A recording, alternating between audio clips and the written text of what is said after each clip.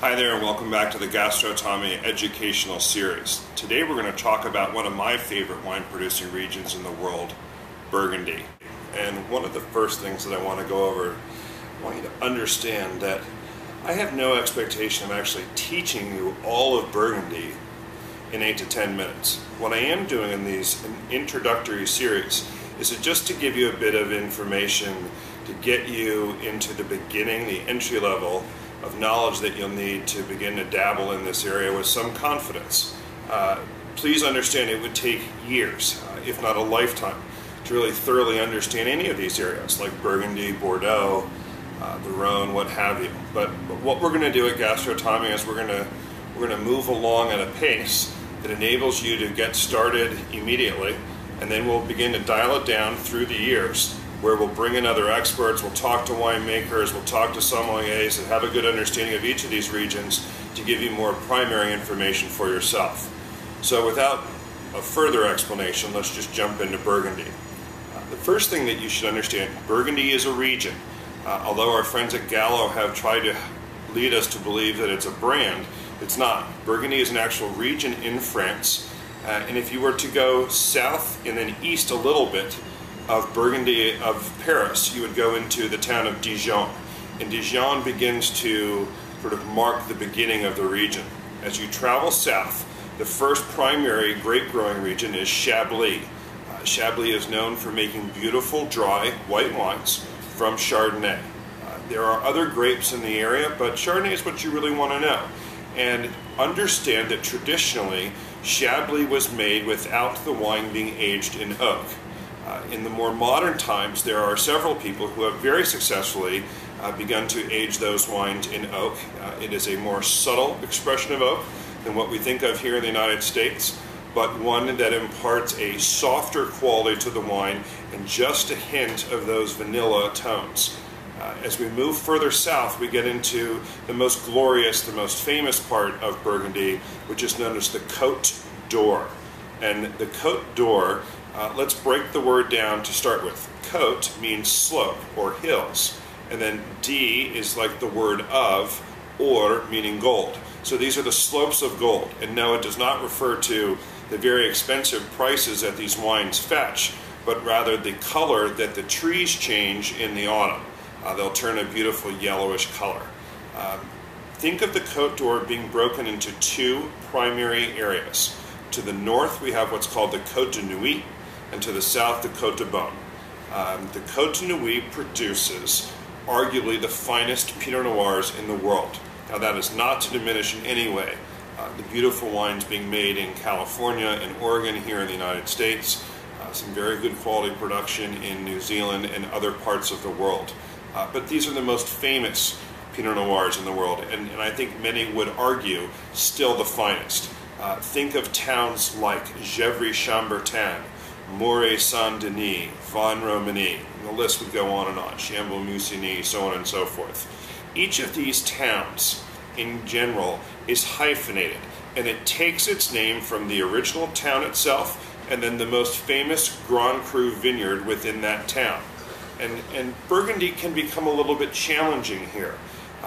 I started studying Burgundy years ago, and it was my feeling that I was really beginning to understand the area on a considerable level until I started tasting with other real serious Burgundian aficionados. And what I began to understand is that it's very, very complex.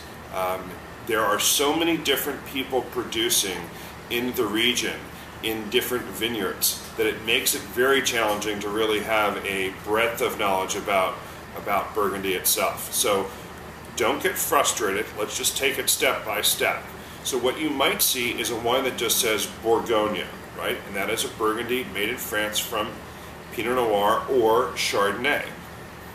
If it has the village name, it's becoming more specific, and we're refining the area in which the grapes were grown. If it then has a 1 and then the letters ER, meaning Premier Cru, it's telling you the vineyard status. And if it then just has the Grand Cru vineyard name, right, we're getting even more specific, very, very special parcel of land. Those wines tend to be the finest. However, There are examples today where there are so many people producing in some of these larger Grand Cru vineyards that it becomes complicated. So let me simplify that for you one more time. Think of Burgundy as region first, Bourgogne, then village or village, like Gevrey-Chambertin, Chambon-Musigny, Nuits-Saint-Georges. Then think of quality of vineyards, going up to as high as a Grand Cru expression, and what we'll ultimately are going to need to know are who are the people making these wines. So often in wine studies we talk about where the wine is made, and that certainly is important here. But beyond that, who has made the wine is also very, very critical. Okay? So if we then are still in the Côte d'Or, we've talked about the Côte de Nuits a bit, and we go south of there, we'll go into what's known as the Côte de Beaune. And Beaune takes its name from the medieval village by the same name.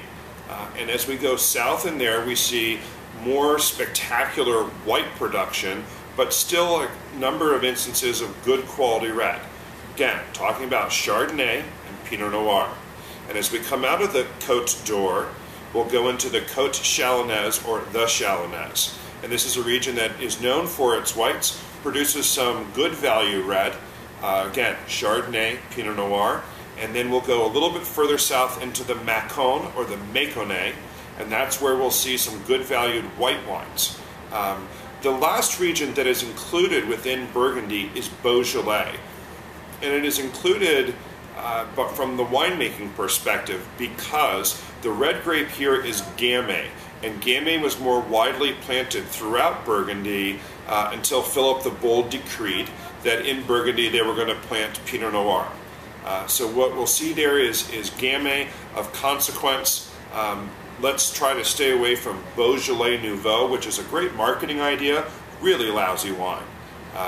And think of things again where we're talking about villages, Moulin-à-Vent, for example, Cherbourg, so on and so forth. So look for those names, look for good producers. We're going to come back and talk about Burgundy quite a bit, but I hope that gives you a bit of information. And let me just review for you again one last time.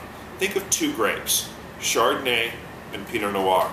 Think of Burgundy being broken into several sub-regions. Chablis to the north, the Côte d'Or in the second section, comprised of two areas, the Côte de Nuits to the north, the Côte de Beaune to the south, and then we'll get into the Côte Chalonnaise or the Chalonnaise, the Mâcon or Mâconnais, and finally Beaujolais.